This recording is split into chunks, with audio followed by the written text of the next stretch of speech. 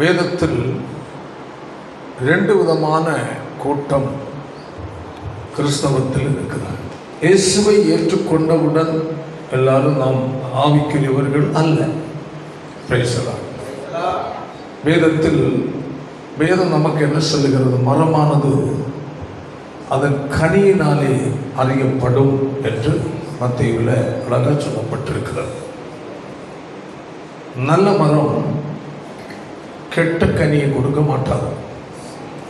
கெட்ட மரம் நல்ல கனியை கொடுக்க மாட்டாது. நல்லா கவனிக்கணும் தேவனுடைய பிள்ளைகள்.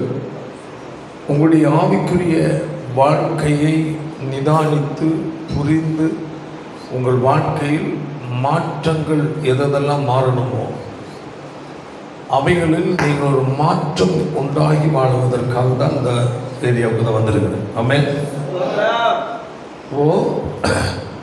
நாம் இயேசுவை ஏற்றுக்கொள்ளுகிறோம், சபைக்கு வருகிறோம். உடனே நாம் ஆவிக்குரியவர்கள் அல்ல. வேதம் சொல்லுகிறது, அவர்கள் ஆவியினால் தேவனுடைய ஆவியினால் நடத்தப்படுகிறார்களோ ஆமென், அவர்கள் தேவனுடைய புத்திரர்கள் என்று அந்த வேதம் சொல்லுகிறார்.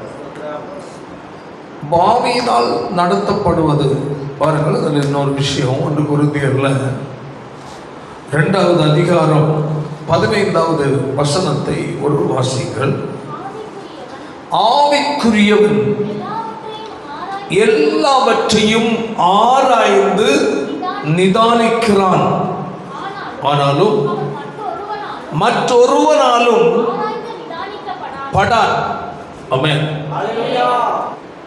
ஆவிக்குரியவன் சொல்றான், ஆவிக்குரியவன் எல்லாவற்றையும் என்ன செய்கிறான்? ஆராய்ந்து நிதானிக்கிறான். ஆமென். நிதானம் என்றால் உள்ளான நிலையில் ஒரு அலசுதல். எப்படி செய்யலாமா, செய்யக்கூடாதா, இது தேவனுக்கு பிரியமா இருக்குமா, இது தேவனுக்கு பிரியமில்லாமல் ஆகிவிடுமா, நான் செய்வது, நான் நடந்து கொள்வது, நான் பேசுவது தேவனை துக்கப்படுத்துமா, இல்லை என் வார்த்தை தேவனை சந்தோஷப்படுத்துமா, நான் பேசுவதன் மூலமாய் நடந்து கொள்வதன் மூலமாய் பிறருக்கு ஏதாவது ஒரு இடர்கள் உண்டாகுமா, கர்த்தருடைய நாமம் தூஷிக்கப்பட்டு விடுமா, இல்லை நான் இப்படி பேசுவதால் நடந்து கொள்வதால் பிறர் ஆவிக்குரிய தரத்தில் என்னை பார்த்து கற்றுக்கொண்டு வளர்வார்களா? அல்லேலூயா. இப்படி பல நிதானங்கள். அல்லேலூயா. தேவனுடைய பிள்ளைகள் ஒன்று புரிந்து கொள்ள வேண்டும். மாமிசத்துக்குரியவன் மாமிசத்துக்குரியவைகளையே அவன் சிந்தித்துக் கொண்டிருப்பான். அல்லேலூயா. அதில் ரோமன் அழகா சொல்லப்பட்டிருக்கிற மாமிச வாசிப்பு 8வது அதிகாரத்தில் 6ஆம் வசனத்தை வாசிக்கிறோம். மாமிச சிந்தை மரணம் என்று சொல்லுகிறார். அல்லேலூயா. அப்போ மாமிச சிந்தை அவனை எங்க கொண்டு போகும்? மரணத்துக்கு நேரம். நன்றாய் இது புரியும். ஏன்னா நீ இயேசுவை ஏற்றுக்கொண்டிருக்கலாம், ஆமென், ஞானஸ்நானம் எடுத்திருக்கலாம், ஆமென், பரிசுத்த ஆவியையும் பெற்றிருக்கலாம். ஆனால் நீ யாராக இருக்கிறாய்?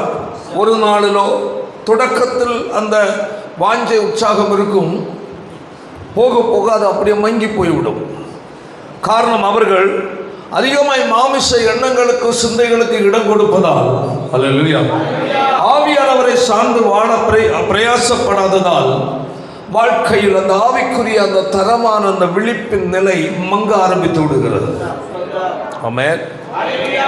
இங்க அழகா சொல்லுகிறார் பாருங்கள், வாசிப்பு 6ஆம் வசனம். மாமிச சிந்தை மரணம், எவ்வளவு அழகாக சொல்லப்பட்டிருக்க. ரோமருக்கு நிருபம் எல்லாம் ரொம்ப முக்கியமான ஒரு நிருபம் அது. ஆமென். தேவ பிள்ளைகள் அது நிறைய காரியங்கள் இருக்கிறது. ஸ்தோத்திரம். அப்போ வேதத்தில் எல்லாமே முக்கியம். ஆனாலும் ரோமர்கள் நிருபத்தில் ஏராளமான காரியங்களை நாம் கற்றுக்கொள்ள முடியும். கர்த்தருக்கு ஸ்தோத்திரம். ஒரு மனுஷனை தேவனுக்கு முன்பதாய் தகுதி உள்ளவனாய் நிறுத்துகிற ஒரு பகுதிகள் அதில் இருக்கிறது. அல்லேலூயா. அது சொல்ற மாமிச சிந்தை எதை எங்க கொண்டு விடுமா? மரணம். அல்லேலூயா. மாமிச எண்ணத்தோடு ஒரு கிறிஸ்தவன் வாழ்வான் என்றால் அவனுக்கும் தேவனுக்குரிய உறவில் என்ன ஏற்பட்டு கொண்டு விரிசல் ஏற்பட்டு கொண்டே இருக்கும். ஏன்? உள்ளான நிலையில் அவனுடைய சிந்தை தேவனை துக்கப்படுத்துகிறதால் நிரம்பி இருக்கிறது. ஆமென். நீ யார் என்பதை நீயே உன்னை புரிந்து கொள்ள முடியும். ஆமென். நீ ஆவிக்குரியவனாய் இருந்தால் உனக்குள் இருக்கிற சிந்தை ஹல்லேலூயா ஆவிக்குரிய சிந்தைகளாய் இருக்கும். ஆமென். ஒரு நிதானிக்கிற மனநிலை. ஆமென். என் சிந்தை தேவனை நோகடிக்குமா? என் சிந்தை என் வாழ்க்கையில் ஆவிக்குரிய வாழ்க்கையை கெடுக்குமா, கரைப்படுத்துமா என்று நிதானிக்கிற ஒரு நிலை. ஒரு தேவனுடைய பிள்ளை இந்த கடைசி நாட்களில் ஹல்லேலூயா ஆவிக்குரிய ஒரு நிதானம் உனக்கு வேணும். ஆமென். ஆமென். இந்த ஆவிக்குரிய நிதானம் ஒரு தேவனுடைய பிள்ளையுடைய வாழ்க்கையில் ஏற்பட வேண்டும் என்றால் ஹல்லேலூயா பரிசுத்த ஆவியாருடைய ஆளுகைக்கு உன் வாழ்க்கையில் என்ன செய்யணும்? முதலிடம் கொடுக்கணும். ஆமென். அதாவது நல்ல கவனிக்கணும். ஸ்தோத்திரம். அல்லேலூயா. நான் நேற்றுக்கு என்ன காரணம் பேசினேன். சிலர் குறிப்பிட்ட டைமில் ஜபம் நின்றுது, அதுக்கப்புறம் மூவ் ஆகாது. என்ன சொன்னது?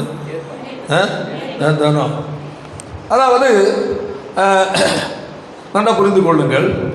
தொடங்குவாங்க அவங்க ஒரு ஒரு ஒரு முறை வைத்திருப்பார்கள். பொதுவாக ஜபத்திற்கு ஒரு முறை வைத்திருப்பது நல்ல காரியங்கள். அல்லேலூயா.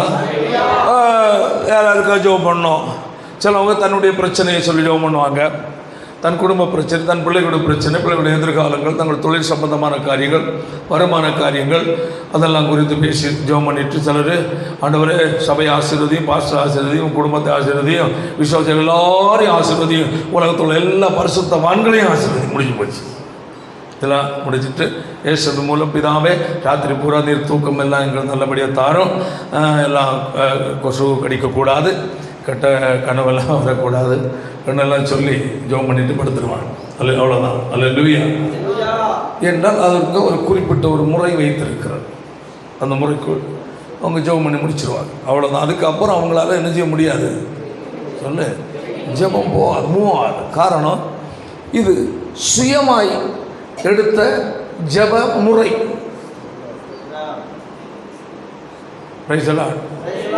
நல்ல கவனிங்க. சுயமாய் தன் விருப்பத்தின்படி மாமிஷிகமாய் தன் சொந்த எண்ணத்தில் சொந்த அறிவின் அடிப்படையில் ஆயத்தப்படுத்தின பெயர். அல்லேலூயா. சிலவங்க கொஞ்சம் கூட ஆண்டவர்கிட்ட கொஞ்சம் வாஞ்சி இருக்கிறவங்க என்ன செய்வார்கள் என்றால் பக்கத்து வீட்டுக்காரர் ஜெபம் பண்ணுவாங்க, ஊராருக்காக ஜெபம் பண்ணுவாங்க, தேசத்திற்காக ஜெபம் பண்ணுவாங்க, உலகத்தில் பரிசுத்தவங்களுக்காக ஜெபம் பண்ணுவாங்க, அவங்களுக்கு தெரிஞ்ச ஊழியர்களுக்காக ஜெபம் பண்ணுவாங்க, சபையில் ஒவ்வொரு விசுவாசிகளுக்காக தங்களை ஞாபகத்து கொடுக்குற ஜெபம் பண்ணுவாங்க, இன்னும் பலருக்காக ஜெபம் பண்ணுவாங்க. இது ஒரு ஜெபம். அல்லேலூயா. இதெல்லாம் அதுக்கு மேலான ஒரு ஜெபம் இருக்கு. கையை வைத்தாலே சொல்லலாம். அந்த ஜெபம் நல்லது, ஜெபத்தில் குறை சொல்ல முடியாது. அல்லேலூயா. ஆனால் பிரைஸ் தி லார்ட், நாம் தேவனோடு நேரங்கள் சிந்திக்காமல் அல்லேலூயா மணி நேரத்துக்குள் நம்முடைய கவனம் திரும்பாமல் அல்லேலூயா நம்ம அப்படியே தேவனோடு உறவாட வேண்டும் என்றால் அது ஆவியானவரோடு இணைந்து ஜெபிக்க வேண்டும். சொல்ல புரியுதா? சுயமாய் ஜெபிக்கிற ஜெபம் இருக்கிறது. அல்லேலூயா. அவங்க ஒரு குறிப்பிட்ட ஒரு ஒழுங்குக்குள் ஜெபம் பண்ணுவாங்க. ஆமென். கொஞ்சம் கூட ஆத்மா பாரம், சபையை குறித்த ஒரு பாரம், ஊழியரை குறித்த ஒரு பாரம், தேசத்தில் நடக்கிற சமூகத்தில் ஒரு பாரம், அது ஆவியரை கொடுக்கிற பாரம் தான். அல்லேலூயா. அந்த பாரம் உள்ளவர்கள் நான் நேரம் சொன்னது போல அநேக காரியங்களுக்காக ஜெபம் பண்ணுவாங்க. ஜெபம் பண்ணிட்டு ஒரு குறிப்பிட்ட 1 மணி நேரம், சில நேரம் 1-1.5 மணி நேரம் என்ன ஆயிடுவாங்க, ஜெபம் பண்ணிடுவாங்க. அல்லேலூயா. இதற்கு எல்லாவற்றுக்கும் அப்பாற்பட்ட நிலையில் ஒரு பிரேயர் இருக்கு. அல்லேலூயா சொல்லுவா இருக்கிறது. பரிசுத்த ஆவியானவரோடு இசைந்து ஜெபிக்கிற ஜெபம். ரோமர்ல 8வது அதிகாரத்தில் 26ஆம் வசனம் வாசிங்கள் பார்க்கலாம். நல்லா பாருங்க. நமது பலவீனங்களில் நமக்கு என்ன செய்கிறார்? உதவி செய்ய. பலவீனம் என்றால் மாமிசம் என்ன உள்ளது? பலவீனமானது. ஆமென். மாமிச சரீரம் வந்து பலவீனம், சோர்வுகள் உண்டு பண்ணுவது, சில நேரம் சில டிஸ்டர்புகள் வருவது உண்டு. அல்லேலூயா. ஜெபத்தை நிறுத்துற அளவில் சில எண்ணங்கள் வந்துடும். யாராவது ஒன்று பேசிடுவாங்க, அந்த எண்ணங்கள் வந்துடும். மன கஷ்டங்கள் வந்துடும், சில பகைமைகள் வந்துடும், சில வெறுப்புகள் வந்துடும். இருதயத்தில் யார் மேலாகி ஒரு மன தாங்கல் இருக்கும். இவைகளெல்லாம் ஜெபிக்க தடையா இருக்கும்.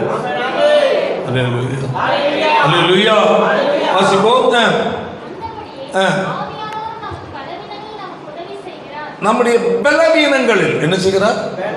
எதில் உதவுகிறார்? அப்போ மாமிசம் என்ன உள்ளது?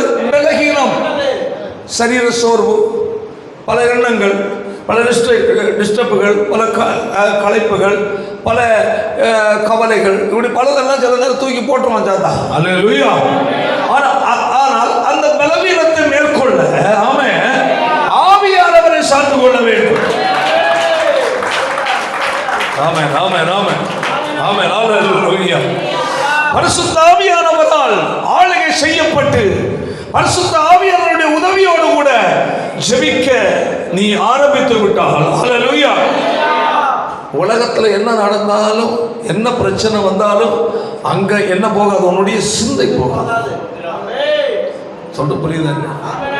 அல்லேலூயா. நல்லா புரிந்து கொள்ள. ஆமென். அல்லேலூயா. இதை புரிந்து கவனிக்கிறத வச்சுதான் உனக்கு நான் கொடுக்க முடியும். அல்லேலூயா. அப்போ நீ ஜெபிக்க உனக்கு உதவி செய்கிற ஒருவர் ரெடி. ஆவியானவர் நம்முடைய பலவீனங்கள் என்ன செய்கிறாரு? ஹெல்பர். என்னது? சத்தமா சொல்லுங்க. ஹெல்பர், உதவுகிறவர். ஹalleluya ஹalleluya. இன்னொன்று இருக்கிறது, நிறைப்பூட்டுகிறவர். யோவான் 14 சொல்லியிருக்கு. என்ன செய்கிறவர்? நிறைப்பூட்டுகிறவர். ஆமென். அப்போ நமக்கு நிறைப்பூட்டி உதவுகிறார். ஆமென். ஹalleluya. அப்போ இந்த அவர் ஹெல்பராய் ரெடியா இருக்கிறார். ஆமென். நான் உனக்கு உதவி செய்கிறேன். கையை வைத்து நான் உன்னை பலப்படுத்துகிறேன். ஆமென். நான் உன்னை தூக்கி நிறுத்துகிறேன். ஆமென். நான் உன்னோடு கூட இருக்கிறேன். ஹalleluya.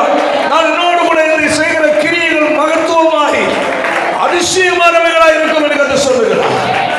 ஹalleluya ஹalleluya. அப்போ உதவிக்காய் இருக்கிறவருடைய உதவியை நாம் என்ன செய்யணும்? நாட வேண்டும். என்ன செய்யணும்? அப்போ அதாவது போன வாரத்தில் உங்க ஞாயிற்றுக்கிழமை நினைக்கிறேன் பேசுனேன். அல்லேலூயா.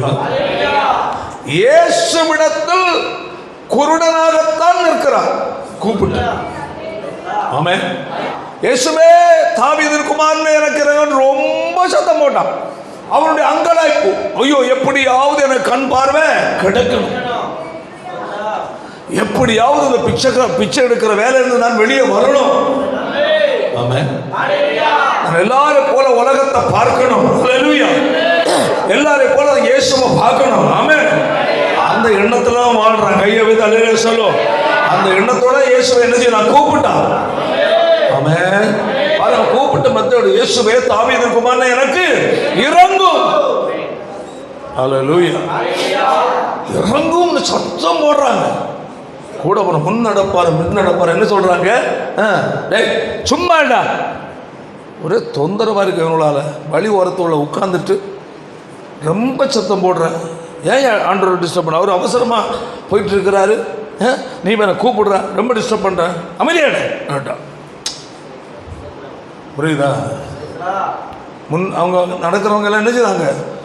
சுமார் ஏசா என்ன ஓவர சத்தம் போடுற? இயேசுவே தாவீதின் குமாரனே இறங்கணும்.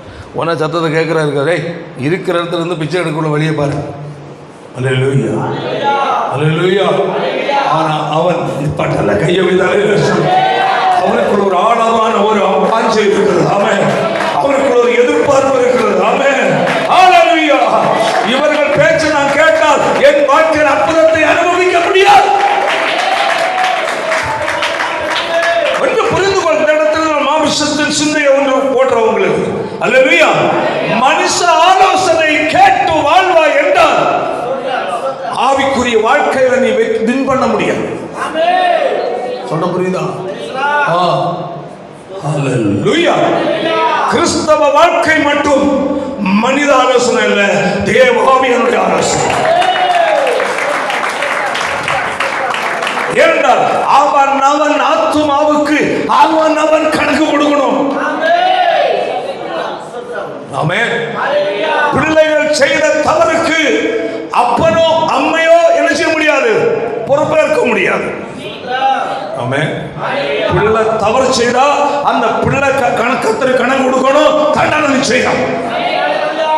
ஆமென். நல்லா புரிஞ்சுக்க, உன் பிள்ளைய யாரா இருந்தாலும் தவறு செய்தால் சப்போர்ட் நிக்காத. பிள்ளை தப்பு செய்தா தப்புதான், தப்புதான்.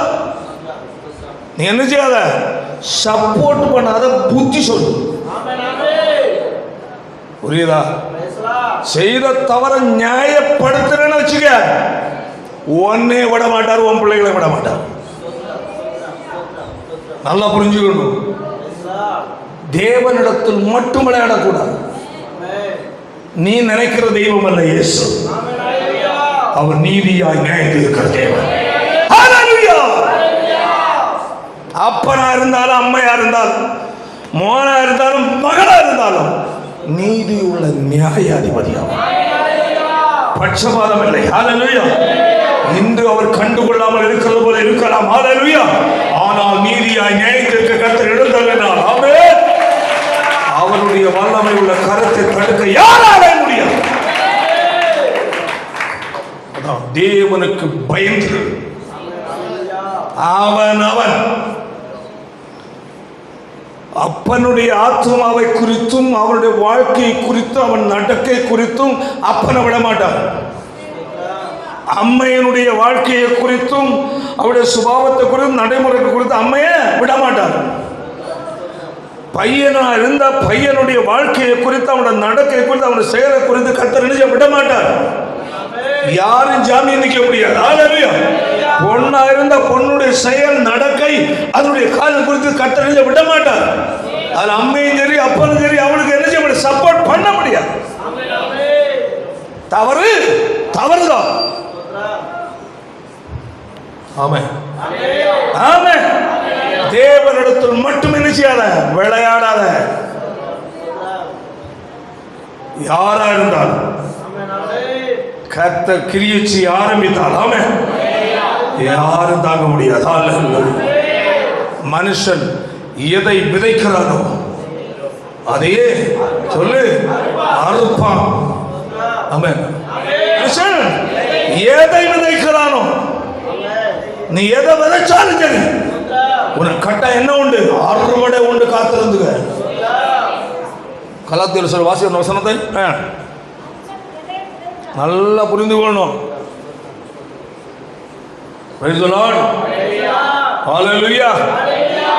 உன்னை நான் காப்பாற்ற முடியாது,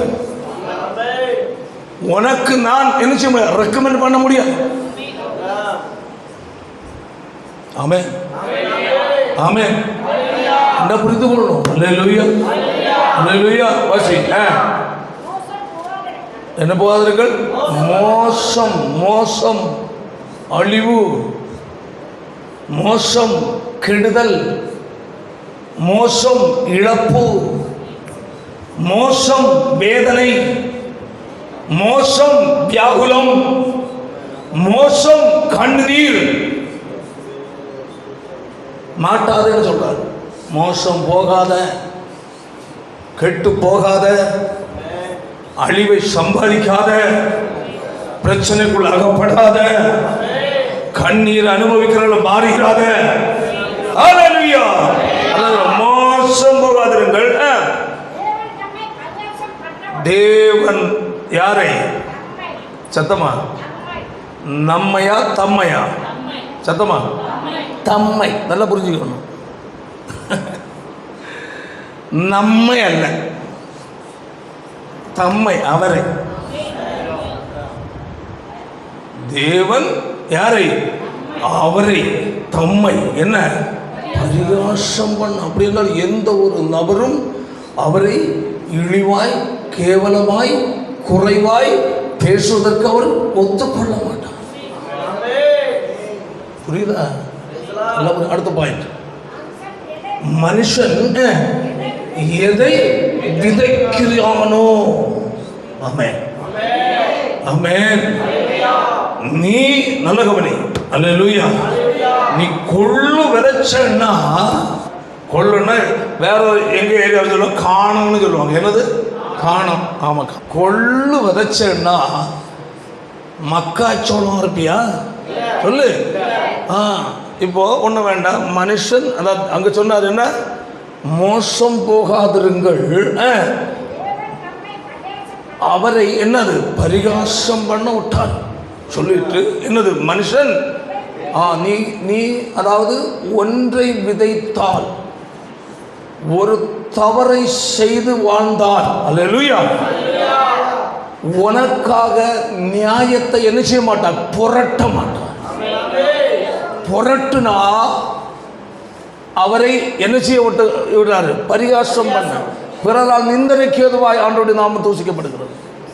அது தாவீதா இருந்தாலும் சரி, ஆமென், சாலமோனா இருந்தாலும் சரி, ஹல்லேலூயா, எதமானே சொல்லு, ஆபிரகாமா இருந்தாலும் சரி, ஐயா மோசேயா இருந்தாலும் சரி, ஆமென், பட்சபாதம் செய்கிற தேவன் அல்ல. அதனால ஒவ்வொரு பெற்றோரும் உங்கள் ஒவ்வொரு பிள்ளைகளுக்கும் தனித்தனியாக, ஆம்பளை பிள்ளைகளுக்கும் பொம்பளை பிள்ளைகளும் தனித்தனியாக என்ன செய்யணும்? புத்தி சொல்லணும். ஆம்பளை பிள்ளையா பிள்ளை பேய மாறிடக்கூடாது, கவனமாக இரு. ஆம்புள்ள தோத்துரு, ஆம்பளை சொன்னாங்கலாம் பிள்ளை வாயில் இது பண்ணுது. ஆமாம், அந்த மாதிரி மாறுது. தேவன் உனக்கு கொடுத்த பிள்ளை, அதை மனசில் வச்சுக்க. ஹல்லேலூயா. உன் குழந்தைய நீ பேரணி கவனி, சாப்பாடு கூட கவனி, படிக்கவே எல்லாம் செய்யும். ஆனால் மேன்மை பாராட்ட ஒன்றும் கிடையாது, கொடுத்தவர் மட்டும் மேன்மை பாராட்ட. சிலவங்கெல்லாம் ஒரு பிள்ளைகள் வளர்ந்துட்டாங்க, கொஞ்சம் ஒரு லெவலில் வந்துட்டாங்க, பார்த்து அப்படி பார்த்து போயிட்டா, காண்டி மண் இருக்கு, முள் இருக்கு, கல் இருக்கு, சும்மா பார்த்து நடப்பானே, உலக பார்த்து நடுறான்னு சொல்லலாம். என்ன கல் இருக்கு, மெல் இருக்கு, புல் இருக்குன்னு தோத்து. உன் பிள்ளைக்கு நீ சொல்ல வேண்டிய புத்திமதியை சொல்லி தேவைன்னு அடி கொடுத்தா கரெக்ட் பண்ணு. கண் சாடையா விட்டேன்னு வச்சுக்க. ஆமென், ஆமென், ஆமென். யாரு யாரு யாரையும் விட மாட்டார். அல்லேலூயா. அதுமனையில சொல்லுவோம், ஆசாரியர் யார்? ஏலியும் விட மாட்டார். ஏலி யாரு தான்? ஊழியக்கார இயேசு ஆசாரியன் தான். அல்லேலூயா. அவனையும் கத்தர் நிச்சயம் இல்லை சொல்லு, விடல. பிள்ளைகள் தவறும் போது அவர்கள் அவனை என்ன செய்யவில்லை? கண்டிக்கவில்லை, அவனை திருத்தவில்லை. ஹல்லேலூயா. அவனை கண் சாடையாக விட்டார் என்று சொல்லப்பட்டது. ஆமென்.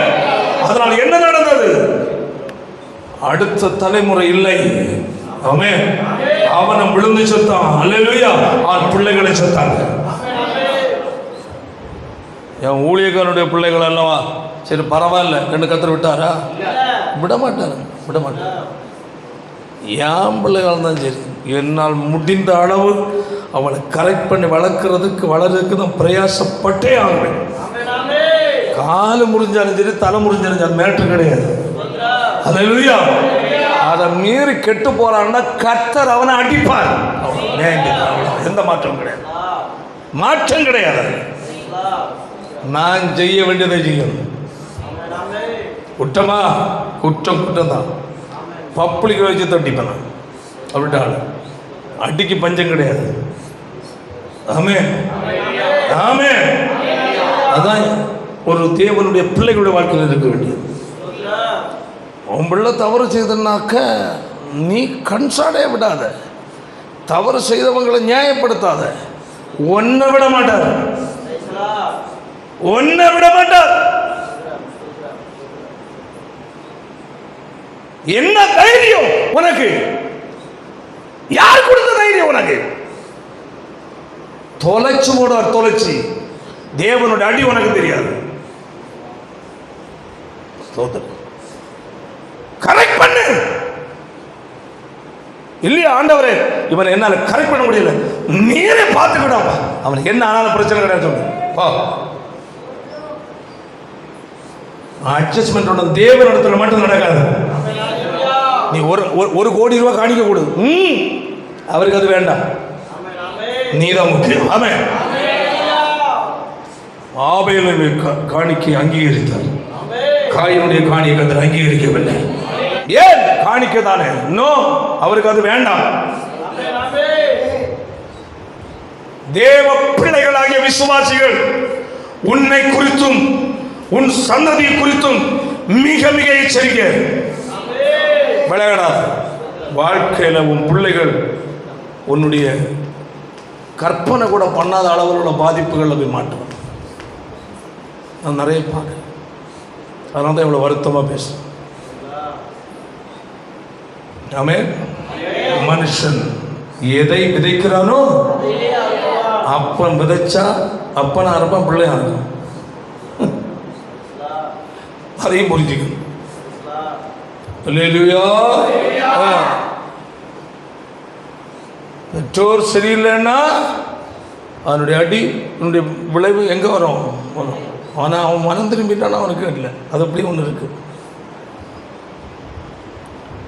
தேவனுடைய பிள்ளை, உங்களுக்குள்ள பிள்ளைகள் சிறு பருவத்திலேருந்து கரெக்ட் பண்ணிக்கணும். ஓவனை கொடுத்து ஓவர அன்பு பாராட்டு, தவறுக்கு அன்பு பாராட்டாத, தவறுக்கு கடிந்து கொடு, சிரிச்சு. இல்லைன்னா உங்ககிட்ட கத்திர கேட்பார், உன் பிள்ளைங்க நரகத்திலிருந்து வேகுது சொல்லுவியோ, நரகத்திலிருந்து வேகுது, இது காரணம் நீதான். உன் பிள்ளை நீயே நரக தள்ளி விட்ட. 1000 இருந்தாலும் நீதி நீதி, நியாயம் நியாயமே. தேவனுக்கு பயந்துரு. தேவன் நம்மை பரிகாசம் பண்ண விட்டார். மனுஷன் எதை விதைக்கிறானோ, ஆமென், எதை நீ செய்கிறாய், ஹல்லேலூயா, அதற்குரிய பலன் ஒரு நாள் உனக்கு உண்டு. ஆமென், ஆமென், ஆமென். நீ இன்று நியாயமாக செய்தால், கர்த்தருக்கு பயந்து வாழ்ந்தால், கர்த்தருக்கு ஏற்றதிலே நீ வாழ்ந்தால், பிள்ளைகளை கர்த்தருக்கு ஏற்றதிலே நீ வளர்த்தால், கண்டித்து, ஆமென், அதற்கு கட்டாயம் உனக்கு ஒரு நாள் என்ன உண்டு? பலன் உண்டு. கண் சாடையாக வளர்த்து பிள்ளைகளுக்கு நீ சொல்ல வேண்டிய சொல்லி, கண்டிக்க வேண்டிய கண்டித்து, சிரிச்சிக்க வேண்டிய நேரம் சிரிச்சிக்காமல் கண் சாடையாக விட்டால் அதற்கும் பலன் உண்டு. ஆமென். அதனால் தேவனுடைய பிள்ளைகள் தெளிவாக இருக்கணும். ஆமென். Praise the Lord. Praise the Lord. அதான் வாசிப்போம். அல்லேலூயா. வாசிப்போம். அடுத்த வசனம் நல்லா புரியுது. அடுத்த பாயிண்ட் சொல்லுது, தன் மாமிசத்துக்கென்று விதைக்கிறவன் அழிவு. பார்த்தீங்களா, அது அங்கேயும் சொல்லி இருக்கு. மாமிச சிந்தை என்னத்தில் கொண்டு விடும்? மரணம். கலாத்தியரும் ரோமரும் ஒரே மாதிரியாக ஆவியர் சொல்றாரு. வாசி, வாசத்தை கூட சேர்த்து வாசி ஒரு முறை கூட. மாமிசத்துக்கென்று விதைக்கிறவன் மாமிசத்தினால் முடிவில் என்ன நடக்கிறது? அடுத்தது, ஆவிக்கென்று விதைக்கிறவன் ஜீவனை. கரங்களை தட்டி கத்தனை தட்டு, நல்லா தட்டு. ஹல்லேலூயா. ஆமென். ஆவிக்கென்று விதைக்கிறவன் முடிவில் என்ன அறுப்பானா? சத்தமா சொல்லு. நித்திய ஜீவன், நிரந்தர வாழ்வை அடைவான். பார்த்தீங்களா? அதே இது ரோமர்ல சொல்லி வாசி 6ஆம் வசனம் 8-6. மாமிச சிந்தை, ஆவியின் சிந்தையோ ஜீவனும் என்னது? சமாதானம். ஜீவன், ஆமென், சமாதானம். அல்லேலூயா. அப்போ இனி நமக்குள்ள என்னன்னாக்க, நான் ஆவியின் சிந்தை உள்ளவனாய் வாழணும். எத்தனை பேர் விரும்புறீங்க? ஆவியின் சிந்தை. என்ன சிந்தை? ஆவியின் சிந்தை. அல்லேலூயா. என்னிடத்தில் மாமிச சிந்தைகள் நிறைய தலை தூக்கி நிற்கும்.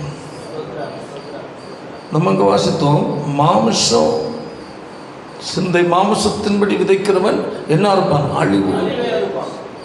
இது யாருக்கு எழுதின நிறுவம்? சபைக்கு. யாருக்கு? சபைக்கு, வெளியே இல்லை. அப்போ நிறுவம், கடிதம், நிறுவம் வந்து பொதுவாக ரட்சிக்கப்பட்ட தேவ ஜனங்களுக்காக எழுதப்பட்டது. அப்போ அன்றைய நாட்களில் இப்படிப்பட்டதான காரியங்களில் இருந்தவர்கள் இருந்திருக்கிறார்கள். அல்லேலூயா. அப்போ அதை துடைத்து மாற்ற ஆவியானவர் எச்சரிக்கிறார். அதே நிலை கடைசி நாட்களிலே கர்த்தர் எச்சரித்து கொண்டிருக்கிறார். அல்லேலூயா. அப்போ இது ஆவியின் சிந்தை. அதான் நம்ம வாசல் ரோமர்ல 6:8 ஆவியின் சிந்தை, மாமிசத்தின் சிந்தை மரணம். ஏன்? மாமிசத்தின் சிந்தைகள் அல்லேலூயா ஆவிக்குரிய வளர்ச்சியை என்ன செய்யும்? பட்டு போக பண்ணும். ஆமென். ஆவிக்குரிய வளர்ச்சி. நீ சத்தியத்தை கேட்டோன்னா உன்னில் ஒரு சிந்தையாகிய முளை எழும்பும். நல்லா கவனிங்க, நல்லா கவனிங்க. ஆமென், ஆமென். நீ சத்தியத்தை கேட்ட உடனே உனக்குள்ள என்ன எழும்பும்? ஒரு ஆவிக்குரிய ஒரு முளை குருத்து மாதிரி எழும்பும். பேசலாம். ஆண்டவரே, இதன்படி வாழ எனக்கு உதவி செய்யப்பான்னு உனக்கு ஒரு ஆசை வரும். பேசலாம். அல்லேலூயா. ஆனால் மாமிச சிந்தை வந்த உடனே அந்த எலும்புன முளை என்ன செய்யும்? பட்டு போக பண்ணும், காய்ந்து. புரியுதா? வந்த ஆசை, ஆர்வமாகிய முளை அதை வளர விடாதபடி மாமிச சிந்தைகள் வந்து என்ன செய்தது? அவைகளை அழித்து காய்ந்து போக பண்ணுகிறது. இதனால் ஒரு மாமிச சிந்தை, மாமிச சுபாவம், மாமிச செயலுள்ள ஒரு நிலையில் இருந்து நீ என்ன செய்ய முடியல? வெளியே வர முடியல. புரியுதா இல்லையா? அப்போ இதற்கு என்ன செய்ய வேண்டும்? அறியணுமே வேண்டாம்? அப்போ ஒரு ஆவிக்குரியது எது? மாமிசத்துக்குரியது.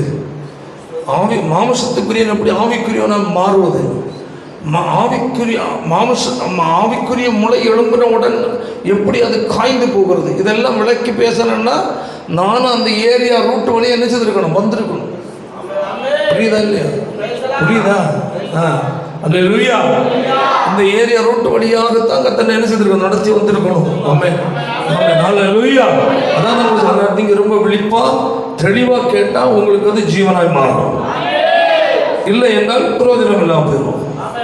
அல்லேலூயா. ஒவ்வொரு காரியங்களை ஏன் அழுத்தம் கொடுக்க வேண்டிய அழுத்தமாகவும் கண்டிக்கிறது? கண்டிக்க என்ன ஆவியானவர் சொல்றார். ஆமென், ஹல்லேலூயா.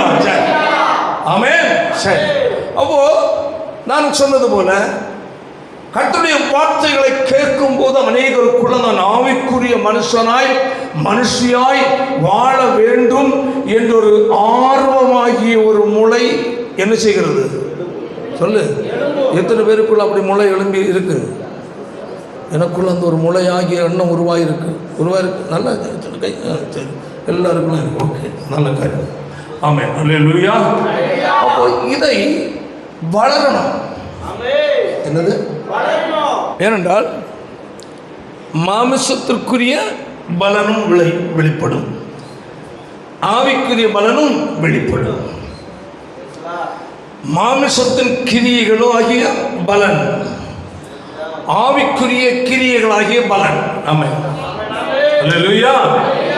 இப்போ அந்த முளை ஏன் அழிகிறது? இன்று நான் கேட்கிறேன், இந்த இடம் முடிந்தவுடன் திருப்பி அது கீழே போயிருது. வேற ஏதாவது மாமிச எண்ணம் வெளியே மேல திரும்புது. அப்படிதானே? அதனால் திரும்ப அடுத்த முறை கேட்கும்போது எட்டி பார்க்குது. கொஞ்ச நேரத்தில் அது என்ன ஆயிருது? உண்மையா இல்லையா? உண்மையா இல்லையா? சரி. அப்போ இதுல நம்ம நிறைய காரியங்கள் நாம் தியாகம் சகிக்க வேண்டியது இருக்கு. என்ன இருக்கு? அதான் விஷயம். ஆமென். தேகம் என்றால் போய் இந்த மரத்தில் கட்டி வச்சு அடிப்பாங்க, அதான் இல்லை சொல்கிறது. உள்ளான நிலையில் நீ பல காரியத்தை என்ன செய்யணும்? தியாகம் பண்ண வேண்டியது.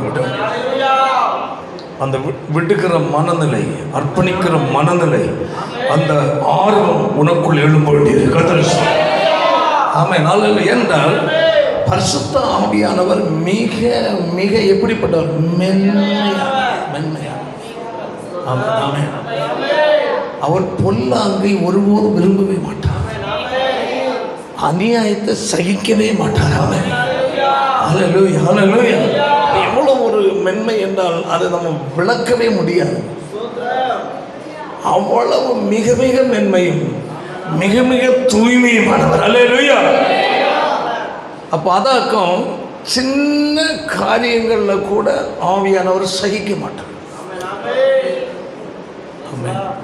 ஒன்று வேணும்தான் ஏரியா தேவையானதான், ஆனாலும் லைட்டாக டச் பண்ணுறேன். அல்லேலூயா. அதனுடைய எபேசியர் 4வது அதிகாரத்தில் 30-31 வாசிக்க பார்க்கலாம்.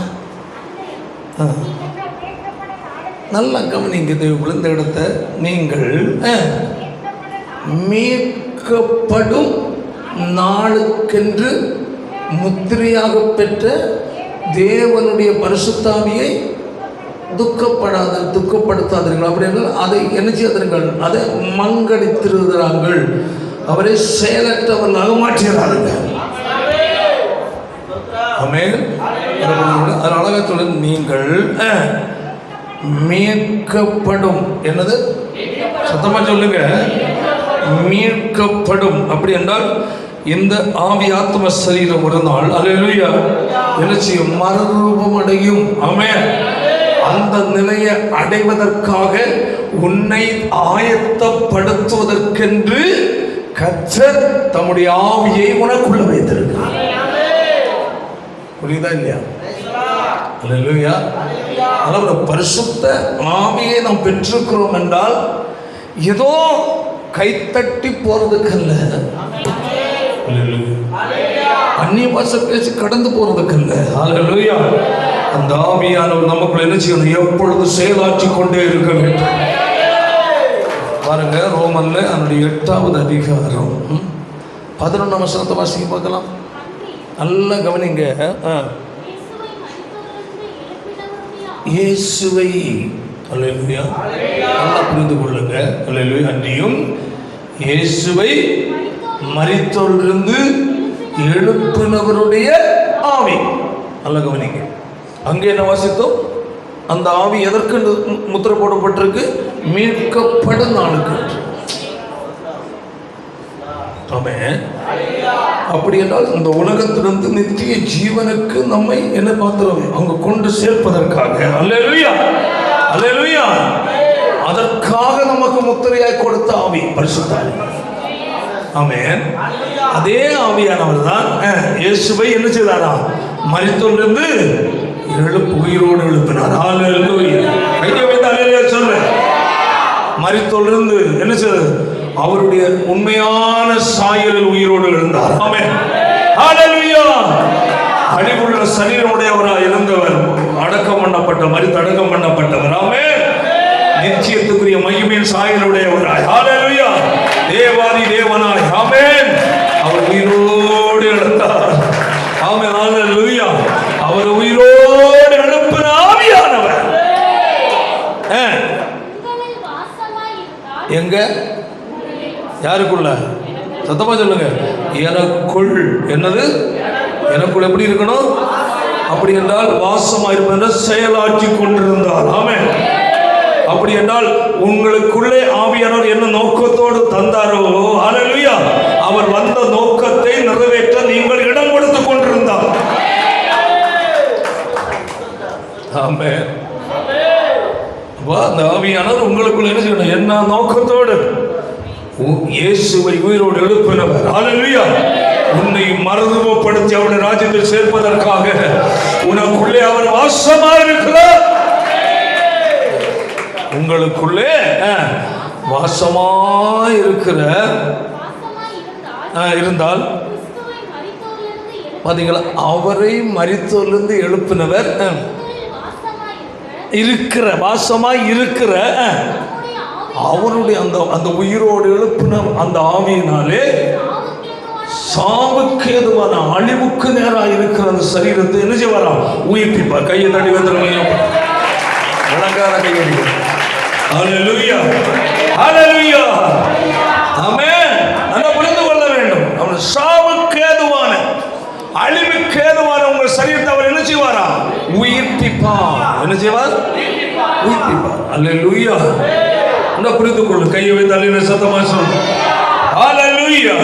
நல்லா புரியுது. தேவனுடைய பிள்ளைகள் நமக்கு இருக்கிற எதிர்பார்ப்பும் நம்பிக்கையும் எல்லாமே இதுதான். ஆமென். ஹல்லேலூயா. அப்ப நல்லா அதை அழகா சொல்றாரு. கிறிஸ்துவ மரித்தோரிலிருந்து எழுப்பினுடைய ஆவி உங்களில் எப்படி இருந்தால் என்ன செய்துட்டு இருக்கணும்? இடையில போயிடக்கூடாது. சொல்ல புரியுதா? ஆவியான எங்க இருக்கணும்? உனக்குள்ள வாசமா இருக்கணும். அவர் வாசமா இருக்கணும்னா நீ அதுக்கேற்றபடி கவனமா இருக்கணும். சொல்ல புரியுதா? இது இப்படி இருக்கட்டும். எபேசியர்ல வருவோம். உங்களுக்கு புரியணும். ஒரு நாள் என் சரீரத்தை உயிர்ப்பித்து இவர் யாரு? மறுரூபப்படுத்துகிறவர். அதனால் மீட்கப்படும் நாளுக்கென்று முத்திரையாய் அதற்கு உனக்கு இயேசுவை ஏற்றுக்கொண்டு ஞானஸ்நானம் எடுத்து பரிசுத்தாய் பெற்றேன்னு சொல்றிய, அதற்கு முத்திரையா கொடுத்தவராக. சொல்ல புரியுதா இல்லையா? நீ அந்நிய பாஷை பேசி காலத்தை ஓட்டல் கொடுத்ததல்ல. ஆமென், ஆமென், ஆமென். இதற்கு நீ எனக்கு தேவை. அல்லேலூயா. உனக்குள்ள என்னுடைய தேவனுடைய பரிசுத்த ஆவியானவராகிய அவர் வைக்கிறேன். அல்லேலூயா. நீ அவரை என்ன செய்? உனக்குள் என்ன நோக்கத்தோடு உனக்குள் வைத்தேனோ அதை உனக்குள் நிறைவேற்றுவதற்கு நீ என்ன செய்? இடம் கொடு. ஆமென். அல்லேலூயா. இடம் கொடுத்து நீ ஆயத்தப்பட. அல்லேலூயா. எக்காலம் துணிக்கும் போது அடிவுள்ள ஒரு சரீரம் அடியாமையை தரித்துக் கொள்ளும்.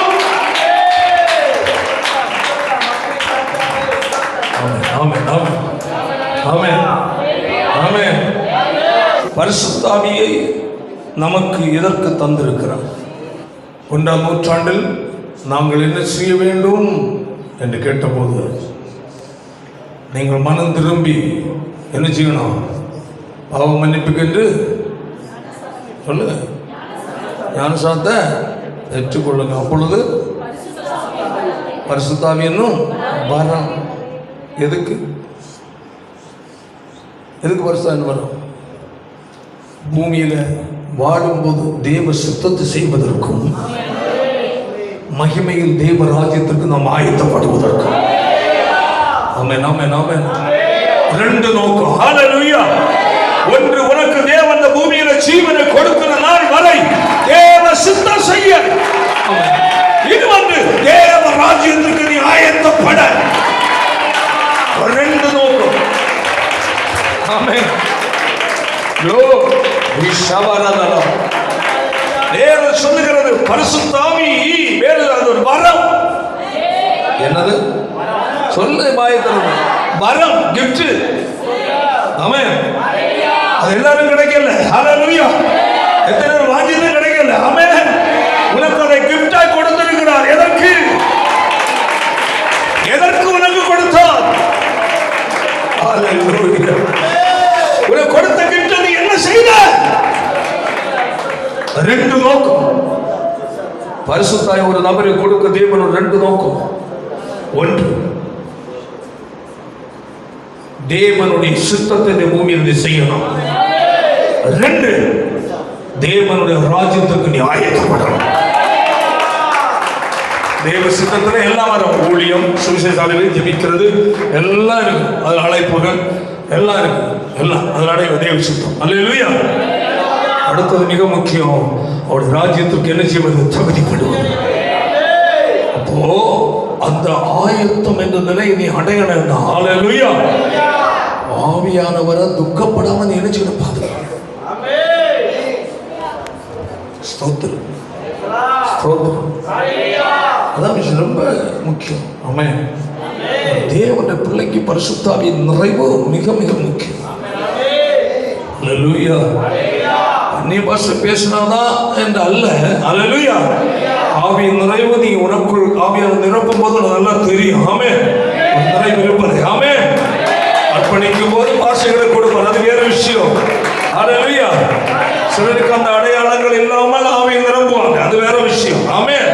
ஆனால் பரிசுத்தாவி இல்லை என்றல்ல. ஆமென். சிலர் எந்த ஒன்று எங்காச்சும் சும்மா கல் மாதிரி உட்காந்துட்டு சும்மா எல்லாரும் தட்டுறாங்க, நம்மளும் தட்டுவோன்னு இருப்பாங்க. ஆமென். ஆமென். அந்த வரத்தை கர்த்தர் கொடுத்த நோக்கம் ஒன்று உண்டு. எப்படி ஒரு மனுஷனுக்கு தாளந்தை கொடுக்கிறார். ஹல்லேலூயா. தாளந்தை என்ன நோக்கத்தில் 1, 2, 5 கொடுத்தா அப்படி. ஹல்லேலூயா. அதுபோல பரிசுத்தாவிய கிஃப்ட். ஆமென். உனக்கு தேவன் கொடுத்த தாளந்தை பயன்படுத்தவும் ஆமென் உதவி செய்கிறார்.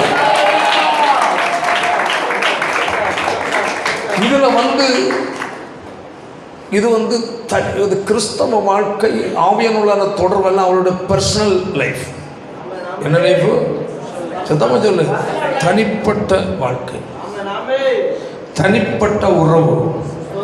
இதில் அப்பன் அம்மை அண்ணன் தம்பி பெரியப்பை சித்தப்பனுக்கு ஒன்றும் அதில் பங்கு இல்லை, பார்ட்னர் கிடையாது. ஆமென் ஆமென். கிறிஸ்தவ வாழ்க்கை பார்ட்னர்ஷிப்பில் ஓடுறதல்ல. ஹல்லேலூயா. தனிப்பட்ட நிலையில் உனக்கு தேவனுக்குரிய உறவின் அடிப்படையில் ஓடுது. ஹல்லேலூயா. கிறிஸ்தவ வாழ்க்கை புருஷன மனையும் பங்கு வச்சு வாழ்றதல்ல. ஆமென். நான் கணவன் என் சொல்லுபடி தான் ஜோமணும், நீ என்ன முட்டி போடுறா, நான் சொன்னா முட்டி போடு. உன் ஆத்துமாவை குறித்து நீ கணக்கு கொடுக்கணும். ஆமென். உன் மனைவியின் ஆத்துமா குறித்து அவள் கணக்கு கொடுக்கணும். இதுல கணவன் மனைவிக்கு இடர்கள் உண்டு பண்ணக்கூடாது, மனைவி கணவனுக்கு இடர்கள் உண்டு பண்ணக்கூடாது. இடர்கள் உண்டு பண்ண ஐயோ அடி உண்டு. புரியுதா இல்லையா? கவனம். ரட்சிக்கப்படாத மனுஷர்களை விடுவோம், அவன் இடர்கள் பண்றதுக்குன்னே வாழ்ந்துட்டு இருக்கிறான். அல்லேலூயா. ஆவிக்குரிய வாழ்க்கையில கணவன் மனைவி. ஆமென். கணவன் மூலமாய் மனைவியினுடைய ஆவிக்குரிய வாழ்க்கைக்கும் பாதிப்பு வந்து விடக்கூடாது. மனைவி மூலம் கணவனுடைய ஆவிக்குரிய வாழ்க்கையும் பாதிப்பு வந்துடக்கூடாது. எவ்வளவு தெளிவா இருக்கணும் தெரியுமா? ஆவிக்குரியவன் சகலத்தை என்ன செய்யறான்? நிதானித்து சொல்ல புரியுதா? சொல்ல ஒரு முறை எல்லாரும் சேர்ந்து ஆவிக்குரியவன் நிதானித்து அறிகிறான். எப்படி? நான் ஏதாவது பேச்சில் என் கணவன் துக்கப்படுவாரோ? அதேங்களா? அதாவது புருஷன் மனைவியாக இருக்கிறவங்க, பெற்றோர் பிள்ளைகளாக இருக்கிறவங்க, சாப்பிட்டானோ சாப்பிடலையோ, படித்தானோ தூங்கினானோ, அதல்ல ஃபஸ்ட்டு நீ பார்க்க வேண்டியது, என் பையன் ஜோம் பண்ணிட்டான படுக்கிறான், என் பையன் பைபிள் படிச்சுட்டான படுக்கிறான், படிக்க வேலை பைபிள் படிக்கணும், ஜோம் பண்ண வேலை, என்னவோ பிரச்சனை இருக்கிறான். இதை நீ நிதானத்தை அறியணும். ஏன் சாப்பிடலைன்னா நாளை சாப்பிடலாம். ஆவியானவரான உறவு துண்டிக்கப்பட்ட பின்ன ஒட்ட வைக்க முடியாது. அல்லேலூயா. நல்லா புரியணும். என் பையன் என் பொண்ணு இன்னும் பழைய போல நல்லா உற்சாகமாக ஜெபிக்கல, சபையில் கவனிக்கணும். சாதாரண மேட்டர் இல்லை. பிள்ளைகள் முன்னாடி இருக்கிறாங்கன்னா பெற்றோர் பின்னாடி இருந்துட்டு என் மகன் எப்படி இருக்கிறாங்க, எப்படி ஜெபிக்கிறாங்க, எப்படி கைத்தட்டி பாடுறாங்க, ஆவியில் நிரம்புறாங்களா? இந்த கவனம் உண்மையான தாய் தகப்பன் உன் குழந்தை மேல கொஞ்சமாகிலும் பாசம் இருந்தால் நீ கவனிக்கணும். ஜெபம் பண்ணதில் உற்சாகம் ஆராதிக்கிற ஒரு மாதிரி சோர்ந்து போய் இருந்தான்னா முடிஞ்சோடனே வரணும். எங்கப்பா பாஸ்டர்கிட்ட போகலாமா? வீட்டுக்கு போயிட்டு வரதில்லை, ஹோட்டலை என்னன்னு தெரியல. அவன் 2 நாளாக சரியா ஜெபம் பண்ணல பாஸ்டர், சரி ஆராதிக்கல பாஸ்டர், ஒரு மாதிரி இருக்கிறான், என்னன்னு ஒன்று கேளுங்க. பார்த்தீங்களா? அப்பப்போ தன் வாழ்க்கை தன் பிள்ளைகளுடைய வாழ்க்கை என்ன செய்துட்டு இருக்கணும்? கரெக்ட் பண்ணிக்கிட்டு. சாப்பாடு முக்கியம் இல்லை, சாப்பாடு ஒன்று சாகடிக்கும். படிப்பு பரலோகத்தை கொண்டு போகாது. பூமியில் நடந்த குண்டு சட்டி குதிரை வண்டி ஓட்டுறது தான் படிப்பு. படி, நல்லா படி, எங்கேயும் போய் படித்து அந்த மண்டலத்தில் போய் படி, பிரச்சனை இல்லை. ஆனால் இங்கேயோட சரி ஆவிக்குரியதான் மேலே கொண்டு இம்மைக்கு மறந்து. புரியுதா இல்லையா? படித்து சர்டிஃபிகேட்டே தீஞ்சு போகிறோம். எத்தனை பேர் இருக்கேன்? எத்தனை படித்தேன் நான்? ஜக்கா ஜக்கி சுக்கி படித்தேன். சரி, சர்டிஃபிகேட்டு இருக்குது, வேலை கிடச்சா அதை தின்னு சுட்டு தின்னாத ஓ. ஆண்டவரை மறந்து படித்தே இல்லை, சர்டிஃபிகேட் இருந்து காயுது வீட்டில். போ, டீ போட்டு டீயில் அது நெருப்பில் போட்டு சுட்டு டீயில் போட்டு கலக்கி குடிப்போ, சர்வ லோகமும் நோயும் தீரும். அது ரெண்டாவது வை. படிப்பை முன்ன வைக்காத, தேவனை முன்ன வை. நீ எஞ்சிருவோம் சந்ததி உருப்பட வேண்டாம். படிப்பை முன்ன வைக்காத, கர்த்தரை முன்ன வை. அப்பதான் உன் சந்ததி நல்லா இருக்கு. இல்லைன்னா நீ பாரு வேண்டாம். இன்னும் நான் சொன்னதை டைம் போட்டு டேட்டு போட்டு நொடி போட்டு எழுதி வை. நான் என்ன சொன்னேன் அதை பதில் நீ கட்டாயம் ஒரு நாள் புலம்புவோம். பாஸ்டர் சொன்னது சரிதான். இது அன்னையிலேருந்து இன்னும் வரை சொல்லிகிட்டு இருக்கிற நடந்துட்டு தான் இருக்குது. அன்னையிலேருந்து இன்னும் வரை இந்த இடத்துல கால் வச்சு நாளில் இருந்து 37 வருஷம். நாளிலேருந்து இந்த மாதிரி எச்சரிப்பு எங்கெல்லாம் யார் எப்போ எல்லாம் கொடுத்தனோ அப்போ எல்லாம் அந்தந்த பெற்றோர் இன்னைக்கு கேட்டாலும் சொல்லுவாங்க, பாஸ்டர் அன்னைக்கு சொன்னார், அதுதான் நடக்கும். படிப்பெல்லாம் முக்கியம், கர்த்தர் முக்கியம். புரியுதா சொல்கிறது? ஆமாம், சொல்ல புரியுதா? படிக்க வேண்டான்னு நான் சொல்லலை, நீ எங்கேயோ போய் படி. செவ்வாய் கிரகத்தில் உட்காந்து படி, பிரச்சனை இல்லை. அங்கே செவ்வாய் கிரகத்திலேருந்து வேற்று கிரக வாசியில் சர்டிஃபிகேட் வாங்கிட்டு வா, கொப்பை நோட்டு வந்து கொடு. ஆவிக்குரிய வாழ்க்கையில் நீ செத்தேன்னா உன் படிப்பு எல்லாம் வெறும் சூனி வேஸ்ட். அது முதல்ல முடிஞ்சுக்கணும்.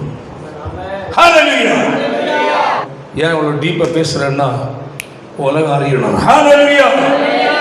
அறியணும் உலகம். உலகத்தில் யார் முக்கியம் என்பது பிள்ளைகளுடைய ஆவிக்குரிய நிலையை அளந்து பார்க்கிற பெற்றோர் என்று தேவை.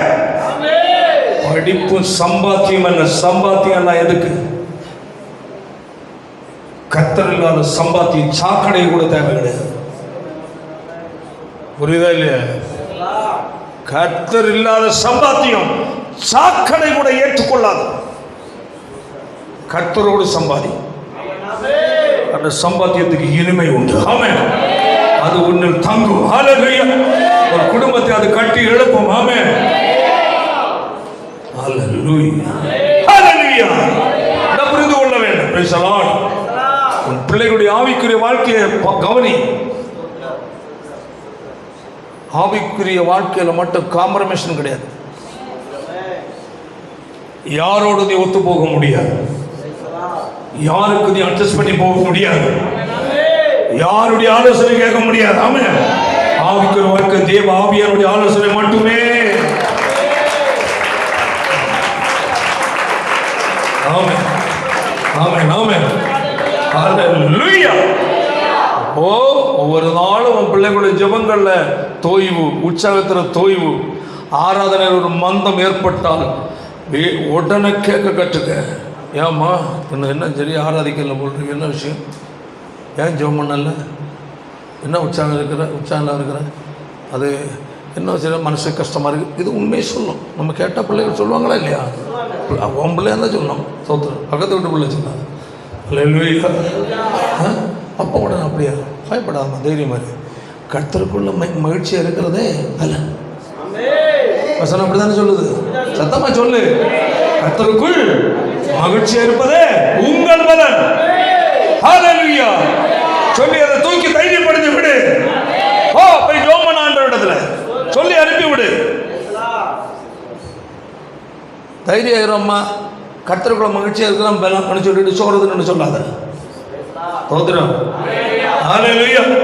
சொல்லிட்டு சொல்லு. போ, கொஞ்சம் போய் ஜெபம் பண்ணிட்டோம். என்ன செய்தோம்? ஒரு 10-15 நிமிஷம் 20 நிமிஷம் ஜெபம் பண்ணிட்டு சாப்பிட வந்தா அந்த சாப்பாடு நல்லா ஜீரணம் ஆகும். பையங்களும் பிள்ளைகளும் மகிழ்ச்சியாக இருப்பாங்க. பிள்ளைகளுடைய ஆவிக்குரிய அழகை பார்த்து ரசிக்கிற பெற்றோர் இன்னைக்கு தேவை. பிள்ளைகளுடைய ஆவிக்குரிய அழகை பார்த்து ரசிக்கிற தாய் தகப்பன் வேணும். படிப்பை பார்த்து ரசிக்கிறவர்கள் இல்லை. படிப்பு அது ஆட்டோமேட்டிக்காக வரும், அது வேற விஷயம். ஆமென். சரீர அழகை பார்த்து ரசிக்கிறவங்க இல்லை. ஆமென். வஸ்திரதாரனை பார்த்து ரசிக்கிறவங்க இல்லை. ஆமென். உடம்பு குண்டு கட்டாக இருக்கிற பார்த்து ரசிக்கிறவங்க இல்லை. அது கடைசியில் ஒன்றுக்கு உதவாத பெலூன் மாதிரி வெடிச்சுக்கும். ஆமாம், சிலவங்கெல்லாம் உடம்பு கொண்டு நடக்க முடியாமல் ஏதாவது இந்த இதுக்கு ட்ரக்கருக்கு ஏதாவது சொல்லணுமான்னு நினைச்சிட்டு இருக்கிறாங்க. உடம்பை ஏற்றி வச்சுட்டு இறக்க முடியாமல். அல்லேலூயா. ஆமென். ஆவிக்குரிய வாழ்க்கையில் முதன்மையான நபராய் மாறு. ஆவிக்குரிய வாழ்க்கையில் ஆரோக்கியமானாய் மாறு. ஆமென். அல்லேலூயா. ஒன்னாச்சா? அடுத்தது பரஸ்பரம் கணவன் மனைவிக்குள்ள கவனம் செலுத்தணும். இதையா கிறிஸ்தவ வாழ்க்கை. ஆமென். மனைவி ஜோம் பண்ணாங்க. நான் ஜோம் பண்ணியா? வீட்டில் வந்த உடனே கேட்குறது சாப்பிட்டியான்னு கேட்காது. என்னது சாப்பிட்டியான்னு சொல்லு, வாயை திறந்து கேட்காத. ஏன் சாப்பிட மாட்டாளா? உரலையே தூக்கி முழுங்குவா. என்ன கேளு, கேட்டு பாருங்க. உன் குடும்பம் நல்லா இருக்குயா. ஆனால் சில பயம் உண்டு. 2 மணி நேரம் ஜோம் பண்ணணும், நீ முதல்ல 5 மணி நேரம் ஜோம் பண்ணணும். அப்படி கண்டிஷன் போடாது. சில மனைவி மாட்ட கண்டிஷன் போடுற பசங்க உண்டு.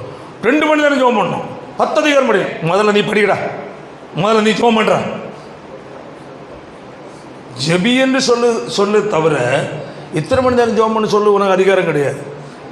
அது ஜெபிக்கிற நபருக்கும் தேவனுக்குரிய உறவின் அடிப்படையில் அவன் அந்த 2 மணி நேரம் சில 20 மணி நேரமாக மாறும். அதாவது ஆவியாரோட இணைந்து ஜெபிக்கிற கை. அப்போ கணவன் மனைவிக்குள்ள கரிசனை வேணும். அதாவது மனைவி கணவனுக்காக நல்லா ஜெபிக்கணும், கணவன் மனைவிக்காக நல்லா ஜெபிக்கணும். ஆமென். கண்ணீர் விட்டு கணவன் மாதிரி அதிகமாக ஜெபிக்கணும் மனைவிக்கு. எனது காலம் மோசம், ஒரு பக்கெட்டு கண்ணீர் வடி. கணவன் மனைவிக்காக சிலர் கண்ணை மூடி தூங்குறான். மனைவியோ கணவனோ அதெல்லாம் யார் ஐயா கேட்குறது? வந்தமா போனமான்னு இருக்கணும்.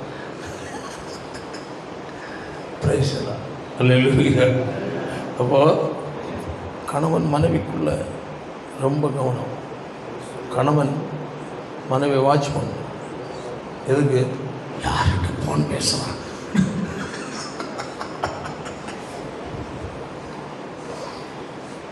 அப்படியா? சரியா ஜோம் பண்ணி ஆவிக்குரிய சரியா இருந்து யார்கிட்டையும் போன் பேச மாட்டேன், பரலோகத்தை மட்டும் தான் பேசுவான்.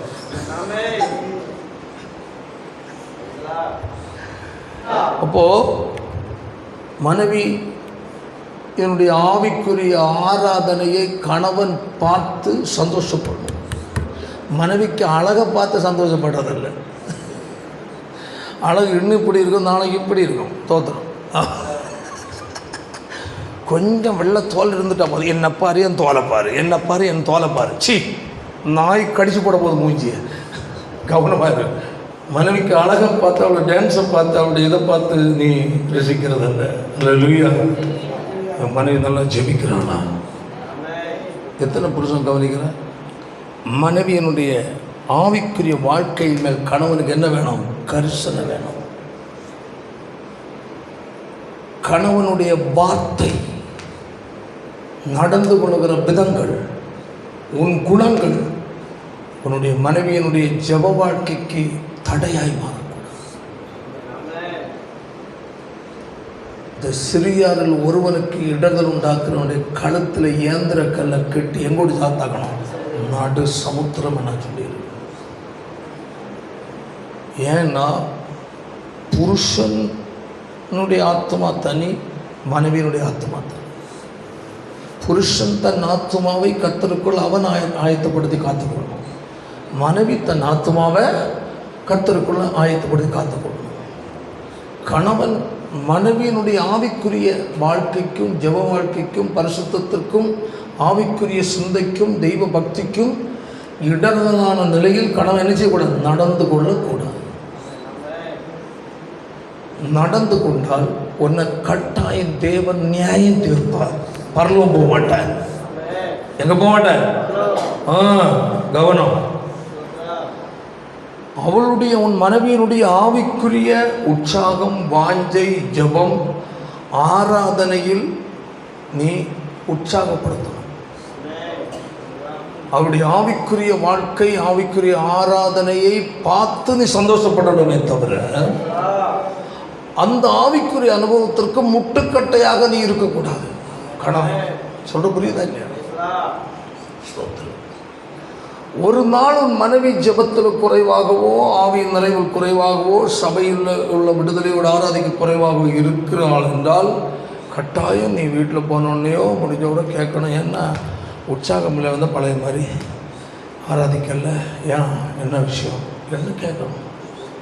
கேட்டு உடனே அது எனக்கு என்ன முடியலை விட அப்படியா, சரி கவலைப்படாத, பாஸ்டருக்கு ஜெபம் பண்ண, இல்லைன்னா பார்த்து ஜெபம் பண்ண குடும்பம், அந்த மாதிரி பேசணும். காரணம் ஆவிக்குரிய வாழ்க்கையை மட்டும் சிதைத்து விடாது.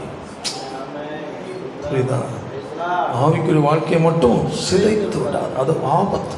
ஆபத்து. அந்த ஆவிக்குரிய வாழ்க்கையை தானே உன் மனைவியை உற்சாகப்படுத்தினா என்றாலே உன் குடும்பம் என்ன செய்யும்? கட்டப்படும். உன் குடும்பம் ஒரு குட்டி பரலோகமாக மாறும், இல்லைன்னா நரகமாக மாறும். என்னமா மாறும்? நரகம். புரிஞ்சவங்கள ஒரு அல்லையில சொல்லுங்க. அப்படிதான் மட்டும் ஒரு அல்லையில சொல்லுங்க. அப்படிதான் நமக்கு தெரியுமே. ஆமே. சரி, அதே மாதிரி ஒரு மனைவி தன் கணவனுடைய ஆவிக்குரிய வாழ்க்கையில் என்ன இருக்கணும்? கரிசனையா. உன் கணவன் நல்லா ஜெபிக்கிறதுல நீ எதிர்பார்த்திருக்கணும். சபையில் வந்து அவர் ஆராதிக்கிறதுல, கர்த்தருக்குள் மகிழ்கிறதுல நீ சந்தோஷப்படணும், எதிர்பார்க்கணும். அதில் குறைவுபட்டிருந்தால் மனைவி சொல்லணும், ஏங்க இன்னும் பழைய மனைவி உற்சாகமாக ஆராதிக்கலையே, ஜெபிக்கலையே, வீட்டில் ஏன் ஜெபிக்கலை, என்ன விஷயம் என்று ஒரு மனைவி கணவனிடத்தில் கேட்டு உண்மை நிலையை அறிந்து அதற்கு ஏற்ற நிலையில் அப்படிங்களா, கவலைப்படாதுங்க, கர்த்தர் எல்லாம் செய்வார், அவன் ஜெபிக்கணும், ஆண்டவர் கூடாத காரியம் மட்டுமில்லை என்ன நீ பேசி அவன் என்ன செய்யணும்? உற்சாகப்படுத்தணும். சொல்ல புரியுதா இல்லையா? அதே மாதிரி பிள்ளைகள் திருப்பி பெற்றோரை கவனிக்கணும். ஏன்னா மாதிரி யார் தான்? பெற்றோர். மனைவிக்கு மாதிரி கணவன், கணவனுக்கு மாதிரி மனைவி, பிள்ளைகளுக்கு மாதிரி பெற்றோர், பெற்றோருக்கு மாதிரி பிள்ளைகள், இப்படி ஒருவருக்கு ஒருவர். ஆமென், ஆமென். ஒருவருக்கு புத்தி சொல்ல எல்லாரும் ஒருவருக்கு ஒருவர். மகன் அப்பனுக்கு புத்தி சொல்ல, நீ யாரோட அப்பா புத்தி சொல்லக்கூடாது. என் அப்பாட்ட தான் சுவிசேஷம் சொல்ல போன ஒரு முறை ரசிக்கப்பட்ட வேகத்தில். ஏன்னா எங்கள் அப்பாவோட நேரே நின்று நாங்கள் பேச முடியாது, நேரே பேசுனதில்லை. எங்களுக்கு இடையில மத்தியஸ்தராக இருப்பது எங்கள் அம்மா. பைசா வேணும்னாலும் சரி, எதுவும் சரி, எங்களுக்கு வேணும்னா ஃபீஸ் கட்டினது எல்லாம் அம்மாவோட சொல்லாமா, ஃபீஸு கட்டணும் பாப்பாவோட சொல்லுங்க, நீ நேரே கேளு, இல்லை பாப்பா ஏதாவது திட்டி போடும், அப்படியே பயந்து. ஏன்னா அவர் அடிக்கி பஞ்சமே கிடையாது, திருப்திகரமான சாப்பாடு. குற்றத்துக்கு சும்மா அடிக்க மாட்டார், ஸ்ட்ரிக்ட்டு தான், அது வேறு விஷயம். ஓகே, அப்போது நேரே கேட்க முடியாது. அப்போ அம்மா சொன்னாலும் அவனை கூப்பிடு நடு சொல்லுவார். அந்த குரலை கேட்டோடனே எப்படியா பாட்டை போய் நிற்கிறதுன்னு ஒரு நடுக்கம் வரும். அப்படியெல்லாம் வாழ்ந்தவங்க தாங்க. என்ன எவ்வளோ ரூபா? சிரிக்க மாட்டார். எவ்வளோ ரூபா வேணும்? அது நான் மூத்தில் பார்க்க மாட்டேன், அது 50 ரூபா. இந்த மாதிரியாக்க நாங்கள் எங்கள் அப்பா விட்ட வளர்ந்தோம். ஆனால் உண்மையிலே 100% இன்னைக்கு எனக்கு அது ஹெல்ப்பாக இருக்கு. அனுபவமாக பேசலாம் இல்லையா? எந்த பையனுக்கும் புத்தி சொல்ல எனக்கு முடியும், எந்த பொண்ணுக்கும் புத்தி சொல்ல முடியும். நான் ஏன் சொல்கிறேன்னா, அல்லேலூயா, சிறுபருவத்தில் கர்த்தனை ரட்சித்ததுனால தெய்வ பக்திக்குள்ள கர்த்தரங்களை எங்கள் பெற்றோர் வழி நடத்தினாங்க. எங்கள் அம்மா ஏன் சொல்கிறேன்னா, பிள்ளைகள் பெற்றோரை பார்க்கணும். எங்கள் அப்பா என்கிட்ட ஜெபம் பண்ணோம். அப்பா ஏன் ஜெபம் பண்ணல? உரிமையை கேட்க முடியுமா முடியாதா? பிள்ளைகள் கேட்கணும். அப்போ தாவ நீ ஜெபம் பண்ணிடா, நீ முதல்ல ஜெபம் பண்ண அப்புறம் ஜெபம் பண்ண. இது பரஸ்பரம். சாப்பிட்டியடா? இல்லைப்பா. சரிப்பா, ஆர்டர் பண்ணும். ஆமாம், இப்போ எல்லாம் என்னது இல்லையா? சாப்பிடலையா? ஆர்டர் பண்ணுவோம். ஜெபம் பண்ணி பேர் கேட்குறேன், சாப்பாடு தான் ஆர்டர். ஸ்தோத்திரம். அதனால் கட்டாயமாகவே பிள்ளைகள் பெற்றோரை மேல் கவனம் செலுத்தணும். ஏன்னா பெற்றோருடைய நல் ஒழுக்கத்தை தான் பிள்ளைகள் கடைபிடிக்க வேண்டியிருக்கு.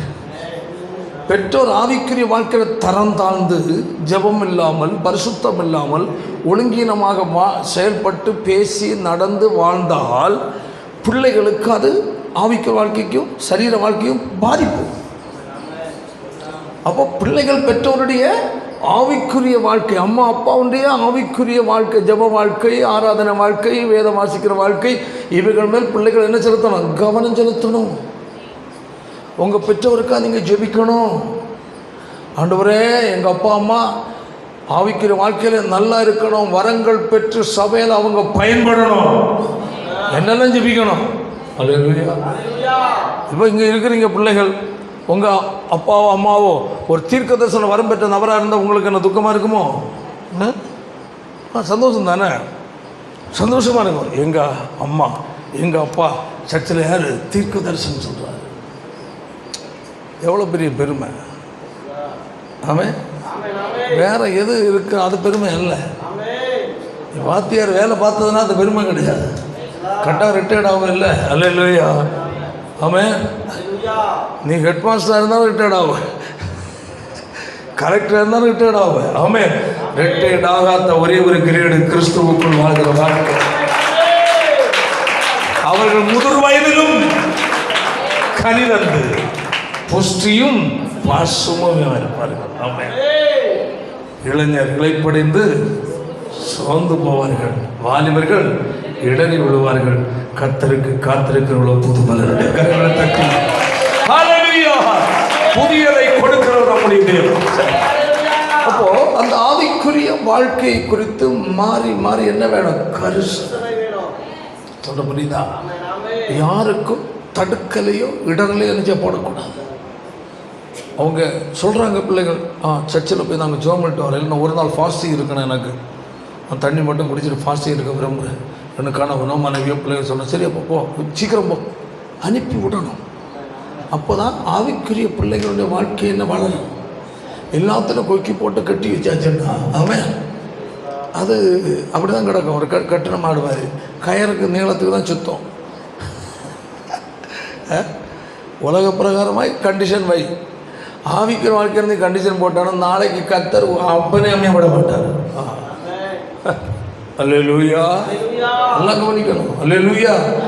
ஆவிக்குரிய வாழ்க்கைக்கு மட்டும், தேவனோடு நெருங்குவதற்கு மட்டும் ஒரு லிமிட்டோ கண்டிஷனோ யாரும் வைத்து பழகாதிருக்கணும்.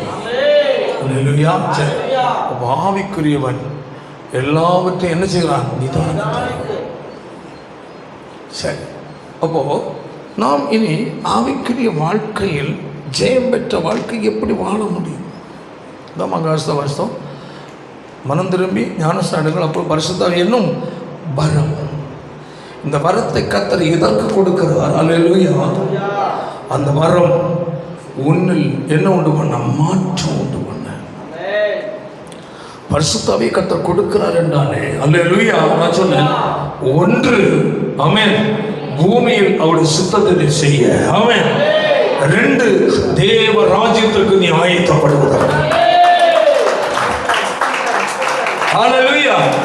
அப்ப தேவனுடைய சித்தத்தை நீ இந்த பூமியில செய்ய வேண்டும் என்றால் ஹல்லேலூயா. அத நேரமே சொன்னேன், ஆவிக்குரிய சிந்தை வளர வேண்டும் என்ற ஒரு முளை வந்தவுடன் ஆமென், மாம்சத்துக்குரிய சிந்தைகளும் பிரச்சனைகளும் அதை என்ன செய்யுது? அழிச்சிருது. ஆமென். அப்போ வேதம் சொல்லுகிறது, ஆவியிலே உள்ளான மனிதன் நினைச்சணும் வல்லமை. அப்படி என்றால் பரிசுத்த ஆவியானவரை நீ துக்கப்படுத்தாத அளவில் உன் சிந்தை, உன் வாழ்க்கை காணப்பட வேண்டும். அது உன்னால் வாழ முடியாது. சிந்தையிலும் பிரச்சனை வரும், பேச்சிலும் வந்துடும், செயலும் வந்துடும். அல்லேலூயா. இவைகள் வராமல் உதவி செய்கிறவர் பரிசுத்த ஆவியானவர். அப்ப ஆண்டவருக்கு முன்பதாய் ஒரு அர்ப்பணித்து ஜெபிக்கிற ஒரு இருதயம் வேணும். சொல்ல புரியுதா இல்லையா? ஆமென். பாருங்க, கிறிஸ்தவ வாழ்க்கை யாராலும் வாழ முடியாது. ஆமென். இந்த உலகத்தில் வெற்றிகரமான கிறிஸ்தவ வாழ்க்கை சொந்த பலத்தில் என்ன செய்ய முடியாது, வாழவே முடியாது. வாழ்வதற்கு உதவி செய்கிறவர் கர்த்தருடைய பரிசுத்த ஆவியானவர். தேவனுடைய கிருபையை சார்ந்து நீ வாழ்ந்தால் மட்டுமே தான் வாழ முடியும். ஆமென். ஹல்லேலூயா. அப்போ ஒரு தேவனுடைய பிள்ளை தேவனுடைய கிருபையை சார்ந்து கொள்ள வேண்டும். ஆமென். பாவம் பெருகிற இடத்தில் என்ன பெறுகிறது? கிருபை பெருகுகிறது. உன்னை சுற்றி உன் வாழ்க்கைக்கு எதிராக பாவங்கள் செய்யத்தக்க நிலை தூண்டுகிறதான நிலை வருகிறது என்றாலே, அல்லேலூயா, அந்த இடத்துல உன்னை பாதுகாத்து நடத்துகிற ஒரு தேவனுடைய கிருபையே. அல்லேலூயா. அப்போ நீ உன்னை நீ தாழ்த்த வேண்டிய யாரு கிடைக்க? தன்னை தாழ்த்துறவர்களுக்கு தேவன் கிருபை கொடுக்கிறார். அப்போ தாழ்த்துவது என்றால் என்ன? ஆண்டவரே, நானாக வாழ முடியாது, என் பலத்தில் நான் வாழ முடியாதப்பா, என் அறிவில் நான் வாழ முடியாத ஆண்டவரே, உங்களுடைய கிருபை எனக்கு வேணும், என்னை தாழ்த்துகிறேன். ஆமென்.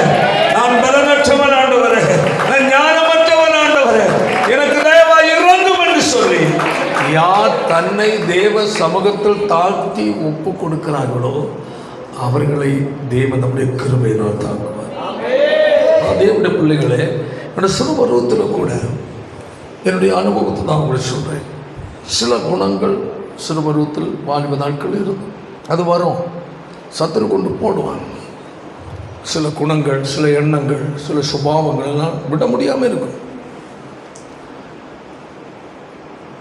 எனக்கு தெரிந்த ஒரு நண்பர், அவர் பேர் ஆல்பர்ட் பேர், இங்கே இல்லை, சின்ன பேர், வாலிப வெளிநாட்டு, ஒரு பயங்கர ஒரு எரிச்சல். என்னது?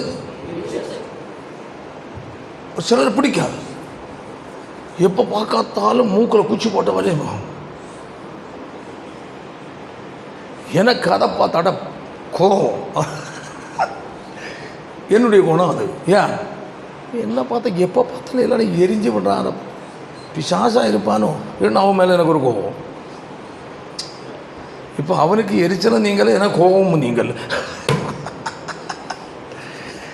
எனக்கு கடைசியில் ஒரு நாள் ஆவியானவர் செய்தி மூலமாக ஊழியக்கார மூலமாக பேசினார்.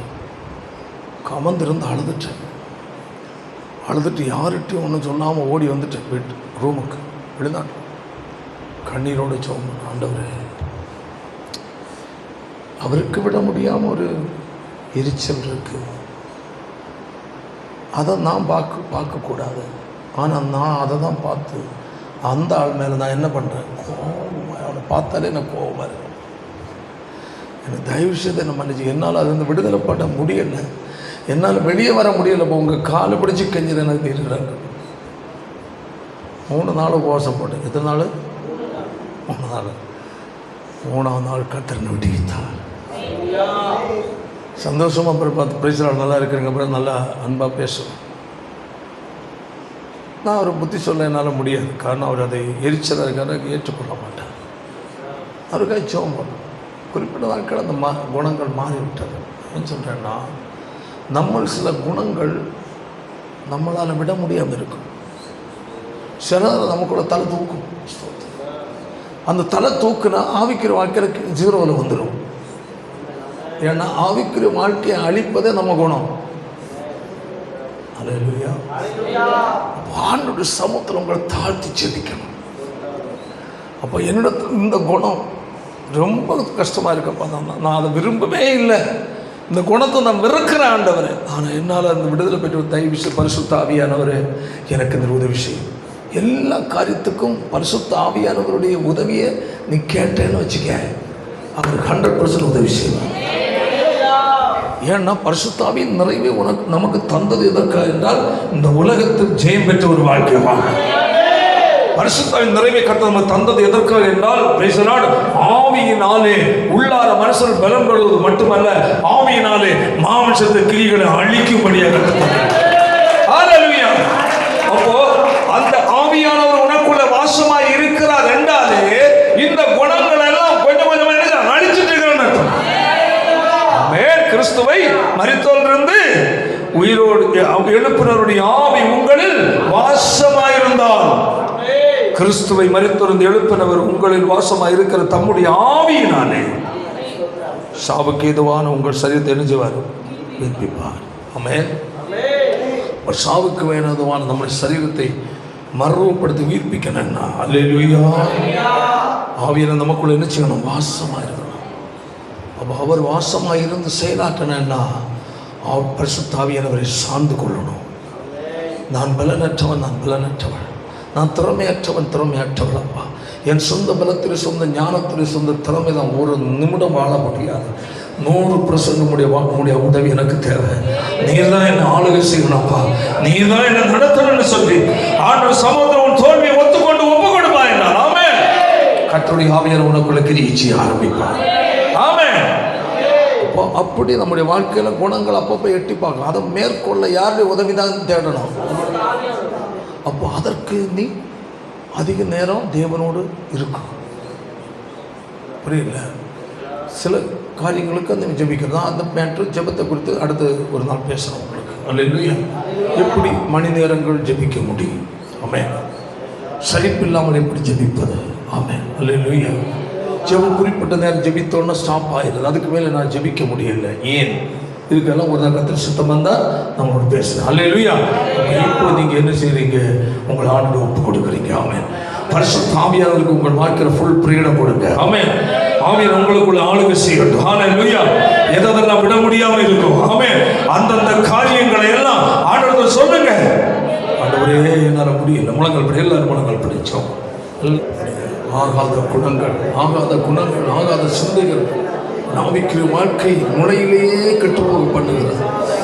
ஆண்டவரை ஒப்புக்கொண்டு, ஆண்டவரே, இந்த குணங்கள், இந்த சிந்தை, இந்த சுபாவங்கள், இந்த செயல்கள் என் வாழ்க்கையை கெடுக்கிறது, அழிக்கிறதப்பா. தயவா என்னை மன்னியும் என்று கேட்கிறேன். மன்னி. நான் கோவப்படக்கூடாதுன்னா நான் இருக்கிறேன்ப்பா, ஆனால் என்னால் முடியல. எனக்கு உதவி செய்ய. நான் எரிச்சலாக இருக்கக்கூடாதுன்னு தான் நினைக்கிறேன், ஆனால் என்னால் முடியலப்பா. எனக்கு உதவி செய்யப்பா. நான் கசப்பா இருக்கக்கூடாதுன்னு நான் நினைக்கிறேன், ஆனால் என்னால் முடியல. ஆண்டவரே, ஆவியானவரே, எனக்கு உதவி செய்யுங்க. கேள், எல்லாரும் கேட்போம். அன்பான தேவ பிள்ளைகள், உங்களுடைய தனிப்பட்ட வாழ்க்கை ஒன்று ஆராய்ந்து பாருங்கள். உங்கள் ஆவிக்குரிய வாழ்க்கையில் நீங்கள் எப்படி இருக்கிறீங்க? ஒரு நாள் பிரகாசமாக இருந்த நீ இன்று மங்க காரணம் என்ன? அந்த பிரகாசத்தை மறைத்து மங்க பண்ணுகிற செயல் எது? குணம் எது? சிந்தை எது? நடக்கு எது? பிறர் மூலமாய் வருகிற வார்த்தைகளா அல்லது சிந்தைகளா? உலக கவலைகளா? எது? ஆண்டவருடைய சமூகத்தில் ஒப்புக்கொடு. ஆண்டவரே, என் சொந்த பலத்தில் ஒரு நொடி கூட வாழ முடியாது. இந்த தோல்வியை நீ ஒத்துக்கிட்டேன்னு வச்சுக்க, உன்னை தூக்கி நடத்த ஒருவர் ஆயத்தமாக இருக்கிறார். பரிசுத்த ஆவியானவரே, என் சொந்த ஞானம், சொந்த பலன், சொந்த முயற்சிகள் ஒரு அடி கூட நான் நடக்க முடியாதப்பா. ஒரு நிமிடம் கூட நான் வாழ முடியாதப்பா. 100 என் நேசருடைய உதவி, என் நேச ஆவியானுடைய உதவி எனக்கு தேவையப்பா.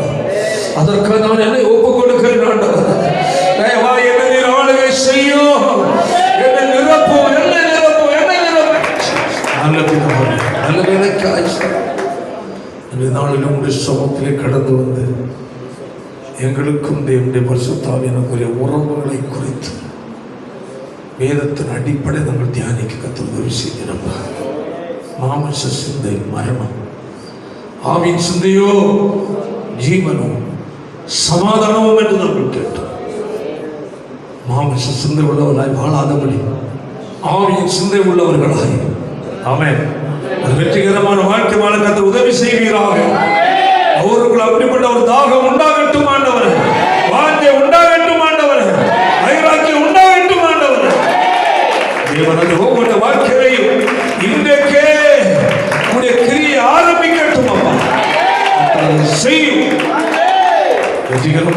கிறிஸ்தவ வாழ்க்கை வாழ்ந்து அந்த ஒரு ஆசிரியத்தான் இயேசுவின் மூலம் ஜெபிக்கிற ஜெபங்கள் நல்ல பிதாவே.